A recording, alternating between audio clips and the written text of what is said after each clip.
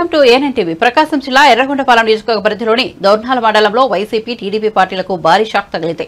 4 గ్రామాలలో సుమారు 500 మంది కాంగ్రెస్ పార్టీలో చేరారు. దౌర్నాల మండలంలోని చిన్నారుట్ల, తుమ్మరబైలు, చింతల, మర్రిపాలెం గ్రామాలలో కాంగ్రెస్ పార్టీ ఎమ్మెల్యే అభ్యర్థి బూదాల అజితిరావు ఆధ్వర్యంలో సుమారు 500 మంది కాంగ్రెస్ పార్టీలో చేరారు. వారందరినీ సాధారణంగా కాంగ్రెస్ పార్టీ కండువా కప్పి ఎమ్మెల్యే అభ్యర్థి అజితిరావు ఆహ్వానించారు. వారందరికీ కాంగ్రెస్ పార్టీ ఎమ్మెల్యే అభ్యర్థి గెలిపే లక్ష్యంగా కృషి చేస్తామని అన్నారు. ఈ కార్యక్రమంలో కాంగ్రెస్ పార్టీ నాయకులు, కార్యకర్తలు, అభిమానులు పాల్గొన్నారు.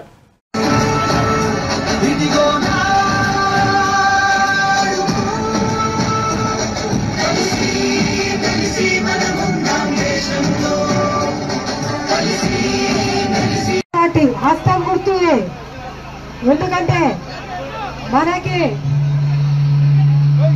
పనులు ఎవరైనా చేసినంటే హస్తమే.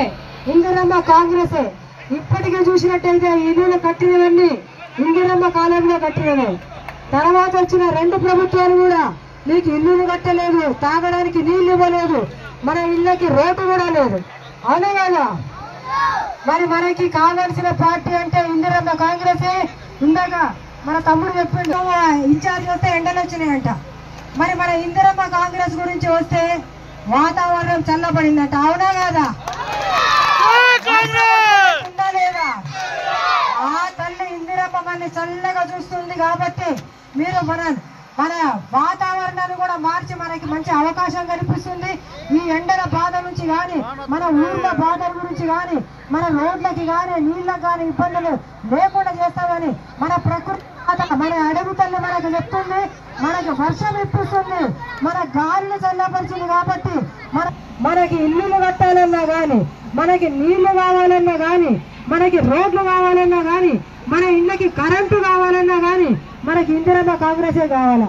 మరి అడవిలో బతుకుతున్నాం మనము. పని చేసుకోవడానికి మీకు ఏమన్నా పని వసతి ఉన్నదా? అడవిలోకి వెళ్ళి ఏమన్నా చేసుకోవడానికి మీకు వీలున్నదా? మరి కరువు పని చేయాలన్నా కానీ, మీకు అడవిలో పోయి మీరు సంపాదించుకోవాలన్నా కానీ కాంగ్రెస్ పార్టీయే రావాలా. వెదురు బొంగులు కట్ చేసుకునే వాళ్ళే కాదా ఇంతకుముందు రోజుకి? మరి ఇప్పుడున్న 10 సంవత్సరాల నుంచి మీకు వెదురు బొంగులు కట్టుకొని ఇస్తున్నారా? మరి అలాంటి ప్రభుత్వాలను మనం బయటపడేయాలా అవుతా? కాబట్టి మళ్ళీ మీరు అడవిలోకి వెళ్ళి పని చేసుకోవచ్చు, పాలగడ్డలు తీసుకోవచ్చు, కుంకుడుకాయలు తీసుకోవచ్చు, చింతపండు తీసుకోవచ్చు, బెల్లం తీసుకోవచ్చు, మన బంక దొరుకుతుంది మీకు తెలిసిందే కదా. ఆ బంక తీసుకోవచ్చు, మన పుట్ట తేనె ఉంటుంది, ఆ తేనె కూడా తీసుకోవడానికి మీకు వాడు అడవిలోకి వెళ్ళనివ్వట్లేదు. కేసులు పెడతాము, మిమ్మల్ని అడవిలోకి వెళ్తే పోలీస్ స్టేషన్లో పెడతామని భయపెడుతున్నా లేదా? మీరు ఇన్ని సంవత్సరాలు మీరు అడవిలో బతికి అడవి మీద జీవనం సాగించిన వారు మీరందరూ గుర్తు పెట్టుకోండి.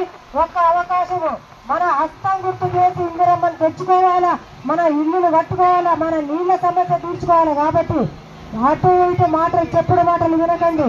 వాళ్ళు 10వ పరకో